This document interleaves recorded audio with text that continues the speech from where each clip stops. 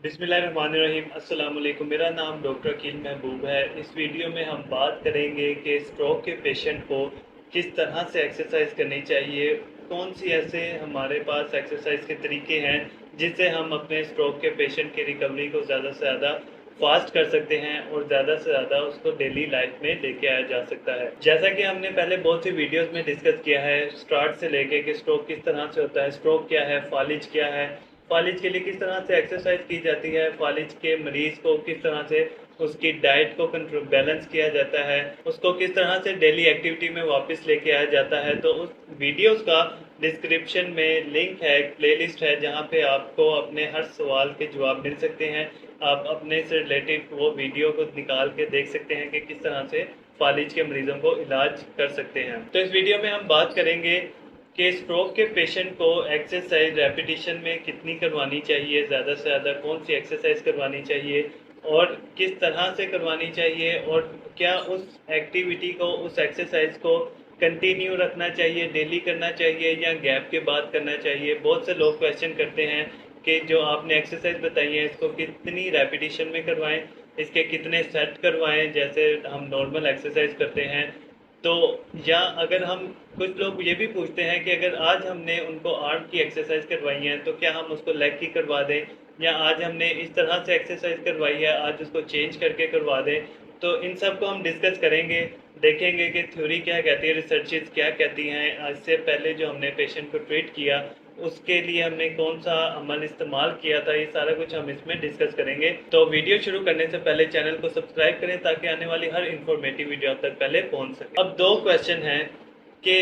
इसके अंदर रेपिटेशन कितनी करवानी है हर एक्सरसाइज की, और क्या डेली कंटिन्यू रखनी चाहिए एक्सरसाइज या एक दिन छोड़ के एक दिन या एक्सरसाइजेज में चेंज लाना चाहिए। तो सबसे पहले देखना ये है कि क्या मैकेनिज्म है, हम एक्सरसाइज क्यों करवा रहे होते हैं, और एक्सरसाइज जो कि फालिज की वजह से पैरालिसिस में जा चुका है बंदा, उसका हाथ काम नहीं कर रहा, उसकी सेंसेस नहीं है, तो हम उसको एक्सरसाइज क्यों करवाते हैं और किस तरह से उसकी रिकवरी वापस आती है। तो जब हम किसी की एक्सरसाइज करवा रहे होते हैं, किसी पेशेंट को, फालिज के मरीज की, जबकि मूवमेंट भी नहीं है, हम उसको खुद से हिला रहे होते हैं, फॉर एग्जांपल हाथ है, फिंगर्स है, हम उसकी उंगलियों को बंद करते हैं, खोलते हैं। तो जब हम इसको ज़्यादा से ज़्यादा इसकी मूवमेंट करते हैं तो क्या होता है, एक सिग्नल जनरेट होता है जो कि हमारे ब्रेन तक जाता है। वहाँ पे जो कि हमारे ब्रेन का वो पार्ट जो कि ठीक से काम नहीं कर रहा, इसकी मूवमेंट बार बार करवाने से क्या होता है, ब्रेन तक एक सिग्नल जाता है, वहाँ पे जाके वो स्पाइक करता है, हमारे ब्रेन को री एजुकेशन में हेल्प होती है।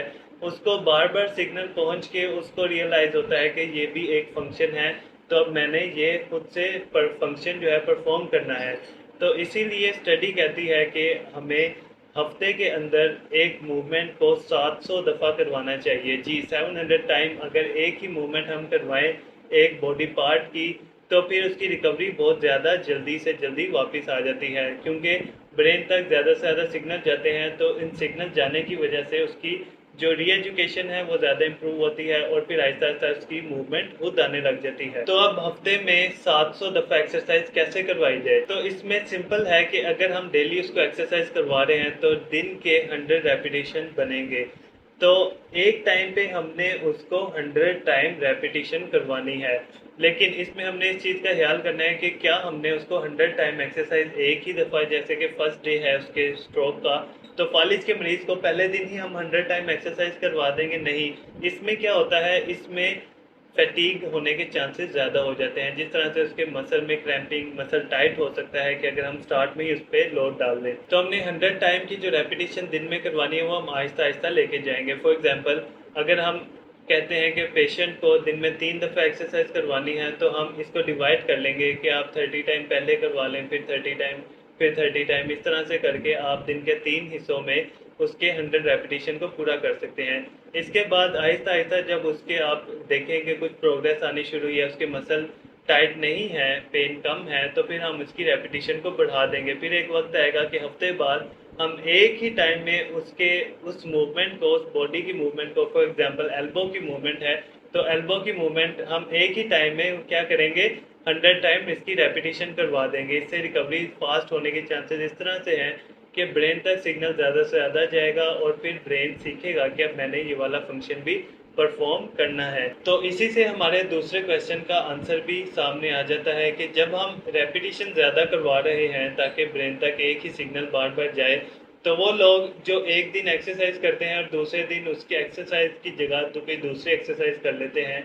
तो उनमें क्या होता है, ब्रेन को जो सिग्नल कल गया था वो आज नहीं जाएगा। तो फिर क्या होगा, वो वापस रिकवरी थोड़ी सी वापस आ जाएगी। इसलिए हमें चाहिए कि दिन में ज़्यादा से ज़्यादा रेपिटेशन जितनी आपको बताया उतनी करें, और जो एक्सरसाइज आज करवाई है वही कल दोबारा से रिपीट होनी चाहिए, ताकि ब्रेन के पास बार बार सिग्नल जाने से उसकी रिकवरी जो है वो रिस्टोर हो। मूवमेंट रिस्टोर होगी, मूवमेंट रिस्टोर से उसकी रिकवरी फास्ट हो जाएगी। उसके बाद जब वो इस तरह की एक्टिविटी स्टार्ट कर देगा जिसमें उसके हाथ पांव हिलाने में उसकी सलाहियत जो ये वाली है वो इम्प्रूव हो गई है, तो फिर उसको डेली एक्टिविटी की तरफ लेके जाएंगे, उसकी बैलेंस ट्रेनिंग करवाएंगे, उसकी वॉक ट्रेनिंग करवाएंगे, उसको बिठाना उठाना ये सारा कुछ उसकी ट्रेनिंग में हम शामिल करते जाएंगे वक्त के साथ साथ। तो उम्मीद है इस वीडियो से आपको बहुत कुछ सीखने को मिला होगा कि फालिज के मरीज को किस तरह से एक्सरसाइज करवानी है और कितनी रेपिटेशन करवानी है। डिस्क्रिप्शन में वीडियोस का लिंक भी है, वो भी आप देखें, और मजीद हेल्थ से रिलेटेड इन्फॉर्मेटिव वीडियो देखने के लिए चैनल को सब्सक्राइब करें